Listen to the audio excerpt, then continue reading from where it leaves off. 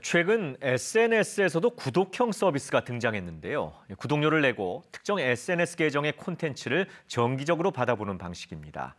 그런데 당초 목적과는 달리 음란물의 온상으로 변질되고 있다는 지적인데 폐쇄적인 SNS의 특성상 불법 음란물이 유통되더라도 적발이 쉽지 않다고 합니다. 염기석 기자의 보도입니다. 2016년 영국에서 시작된 한 구독형 SNS 서비스입니다. 유명인이나 예술가들이 자신의 팬들에게 유료 콘텐츠를 제공하던 게 음란물 유통 공간으로 변질됐습니다. 지난해 말 국내 서비스를 시작했는데 신용카드 정보를 입력하고 음란물을 구독하는 구조입니다. 또 직접 계정을 만들어 음란물을 배포하고 구독료를 받아 수익을 챙기기도 합니다.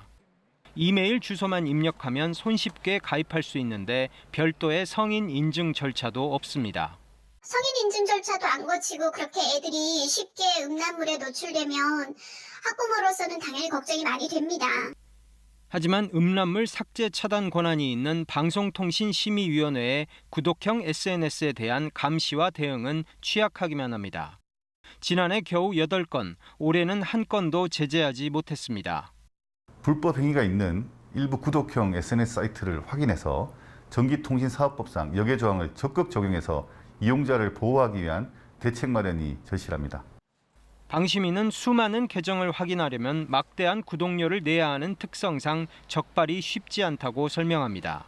향후 모니터링 및 심의를 강화하는 한편 필요시 수사기관 및 국제공조를 통하여 더욱 강력히 대처할 계획입니다.